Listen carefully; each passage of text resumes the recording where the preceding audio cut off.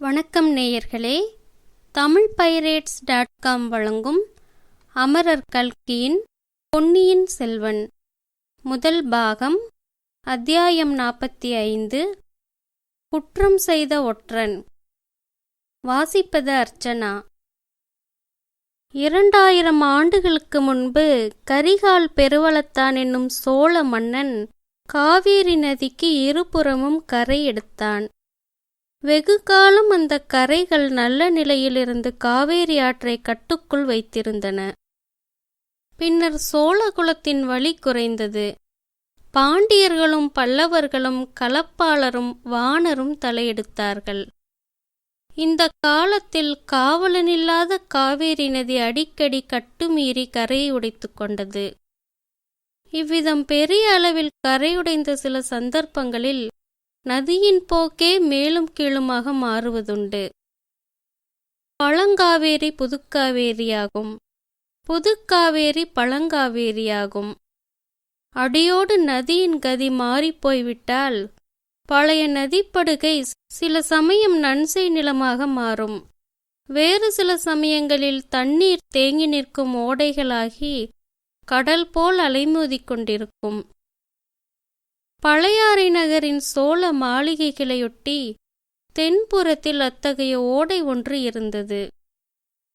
காவேரியின் கதி மாறியதால் ஏற்பட்ட இந்த ஓடையை சோழ மன்னர்கள் வேண்டுமென்றே ஆழமாக்கி விசாலப்படுத்தி எப்போதும் தண்ணீர் ததும்பி நிற்கும்படி செய்திருந்தார்கள். அரண்மனைகளுக்கும் முக்கியமாக அந்தப்புரங்களுக்கும் இந்த விசாலமான நீர் ஓடை ஒரு நல்ல பாதுகாப்பாக இருந்தது. அந்த வழியில் யாரும் எளிதில் வந்துவிட முடியாது. அரண்மனையோடு நெருங்கிய தொடர்புள்ளவர்கள்தான் படகில் ஏறி வரலாம். அரண்மனை அந்தப்புரங்களின் அழகிய உத்தியானவனங்கள் இந்த நீரோடையை ஒட்டி அமைந்திருந்தன. அரண்மனை மாதர்கள் நிர்பயமாக அந்த உத்தியானவனங்களில் எந்த நேரமும் உலாவுவார்கள், கூடிக் குழாவுவார்கள், மயில்களாகி ஆடுவார்கள், குயில்களாகி பாடுவார்கள். சில சமயம் ஓடைகளில் இறங்கி நீராடுவார்கள், ஓடையில் ஓடம் ஓட்டியும் விளையாடுவார்கள். சோழர் குலத்தில் ஓர் அரசர் காலமாகி இன்னொருவர் பட்டத்துக்கு வரும்போது புதிய அரண்மனை கட்டிக்கொள்வதுண்டு. பழைய அரண்மனையில் காலமான மன்னரின் ராணிகளும் மற்ற பிள்ளைகளும் வசிப்பார்கள். பழையாறை அரண்மனைகளில் செம்பியன் மாதேவியின் அரண்மனைக்கு அடுத்தபடியாக குந்தவை பிராட்டியின் மாளிகை அழகிலும் கம்பீரத்திலும் சிறந்து விளங்கியது. அது சுந்தர சோழர் வசித்த அரண்மனை அல்லவா? அவர் தஞ்சை சென்ற பிறகு குந்தவை அந்த அரண்மனையின் எஜமானியாக விளங்கினாள். அம்மாளிகையின் பின்புறத்து உத்தியானவனம் மிகச் சோபிதமாக விளங்கியது. அதில் வானளாவிய ஆலமரங்களும் இருந்தன, சின்னஞ்சிறு பூச்செடிகளும் இருந்தன.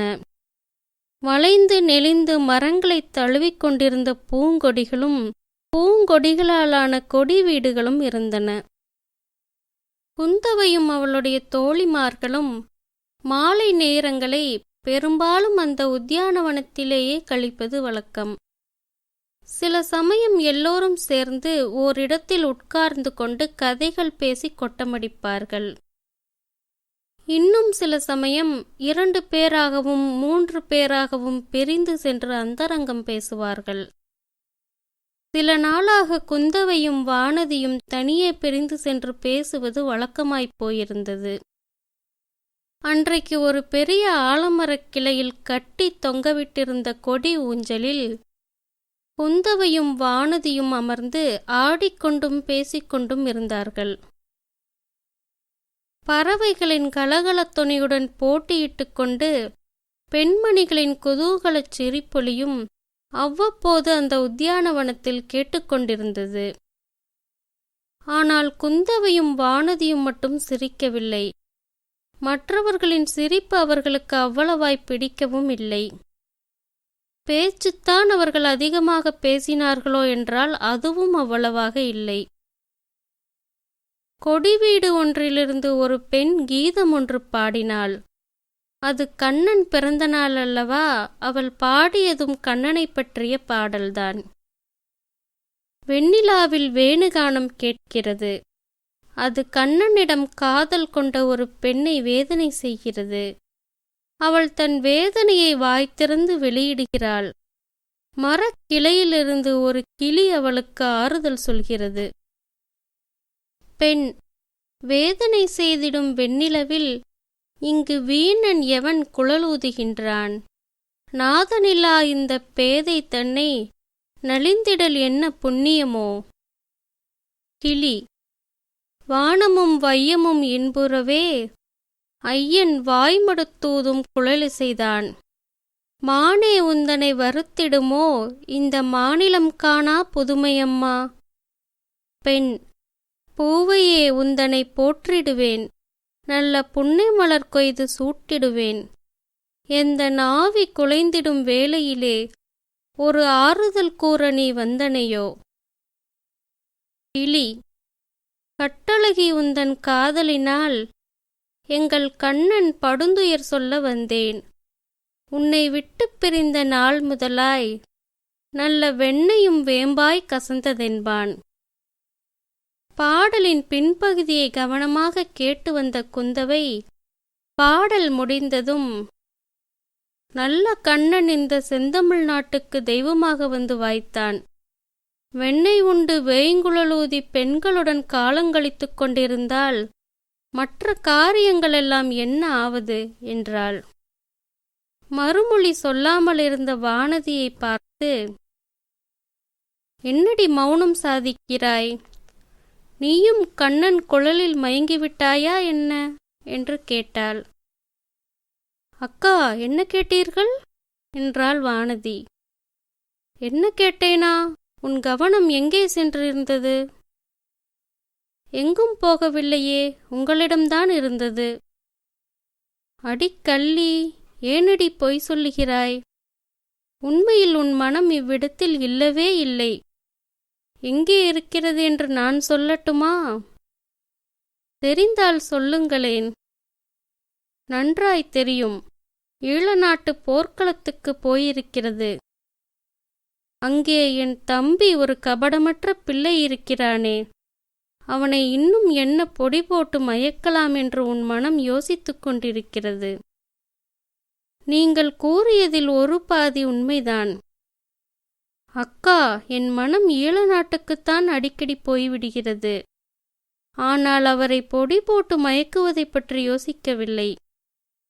அவர் போர்க்களத்தில் எப்படியெல்லாம் கஷ்டப்படுகிறாரோ, அவருடைய திருமேனியில் எத்தனை காயம் பட்டிருக்கிறதோ, அவர் எங்கே படுத்துக்கொள்கிறாரோ, என்ன உணவு சாப்பிடுகிறாரோ என்றெல்லாம் எண்ணமிடுகிறது. அவர் அப்படியெல்லாம் அங்கே கஷ்டப்பட்டு கொண்டிருக்க, இங்கே நான் சுகமாக உண்டு உடுத்து பஞ்சனை மெத்தையில் படுத்து தூங்குவதை நினைக்கும்போது வேதனையாயிருக்கிறது.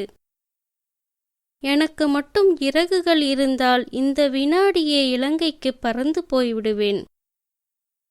பறந்து போய் என்ன செய்வாய்? அவனுக்கு மேலும் உபத்திரவந்தானே செய்வாய். ஒரு நாளும் இல்லை.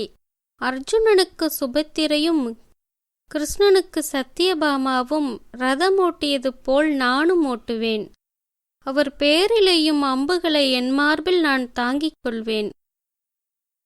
நீ தாங்கிக் கொண்டால் அதை அவன் பார்த்து கொண்டிருப்பானா? அது அவருக்கு இஷ்டமில்லாவிட்டால் பாசறையில் காத்திருப்பேன். போர்க்களத்திலிருந்து அவர் திரும்பி வந்ததும் காயங்களுக்கு மருந்து போட்டு கட்டுவேன். மலர் படுக்கை விரித்து வைத்திருப்பேன். அறுசுவை உண்டி சமைத்து வைத்திருந்து அளிப்பேன். உடல் வலியை மறப்பதற்கு வீணை மீட்டி பாட்டுப்பாடி தூங்கப் பண்ணுவேன். இதெல்லாம் நடவாத காரியங்கள் வானதி. சோழகுலத்து வீரர்கள் போர்க்களங்களுக்கு பெண்களை அழைத்து போவதில்லை. ஏன் அக்கா அப்படி? அவர்களுக்கு புண்களை பற்றி பயமில்லை. அதை காட்டிலும் பெண்களை பற்றித்தான் அதிக பயம். அது ஏன்? பெண்கள் அவர்களை என்ன செய்து விடுவார்கள்? அவர்களை ஒன்றும் செய்ய மாட்டார்கள். ஆனால் உன்னை போன்ற பெண்கள் போர்க்களத்துக்கு போனால் எதிரிப்படை வீரர்கள் உங்களுடைய அழகைக் கண்டு மயங்கி வந்து சரணாகதி அடைந்து விட்டால் என்ன செய்கிறது? அப்போது நம் சோழ நாட்டு வீரர்கள் தங்களுடைய வீரத்தை காட்ட முடியாதல்லவா? பெண்களைக் கொண்டு வெற்றியடைந்தார்கள் என்ற புகழை சோழகுலத்தார் விரும்புவதில்லை.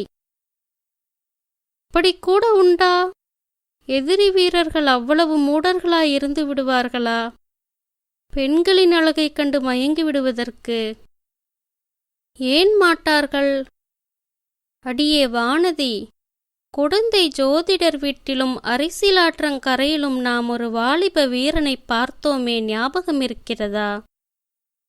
இருக்கிறது. அதற்கு என்ன? நம்மையெல்லாம் கண்டதும் அவன் எப்படி போதை கொண்டவனைப் போல் மயங்கி நின்றான் என்பது ஞாபகம் இருக்கிறதா? அதுவும் ஞாபகம் இருக்கிறது. ஆனால் நம்மையெல்லாம் பார்த்துவிட்டு என்று தாங்கள் சொல்லுவதுதான் தவறு. அவன் தங்களை பார்த்துவிட்டுத்தான் அப்படி மயங்கி நின்றான். பக்கத்தில் நின்றவர்களை அவன் கண்ணெடுத்தும் பார்க்கவில்லை அக்கா. வானதி, நல்ல பொய் சொல்கிறாய். பரிகாசம் செய்கிறாயா என்ன? இல்லவே இல்லை. நான் ஒன்று கேட்கிறேன், அதற்கு உண்மையாக விடை சொல்கிறீர்களா? கேட்டுப்பாரேன். அந்த வாலிப வீரனுடைய ஞாபகம் உங்களுக்கு இப்போது ஏன் வந்தது?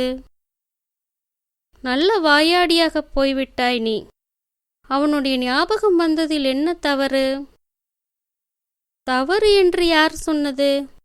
நான் சொல்லவில்லையே. அது மிகவும் இயற்கைதான். எனக்கு கூட அந்த வாலிபனுடைய கதி அப்புறம் என்னவாயிற்றோ என்று கவலைதான். உனக்கு ஏன் அதை பற்றி கவலை உண்டாக வேண்டும்? ஏன் கவலைப்படக்கூடாது?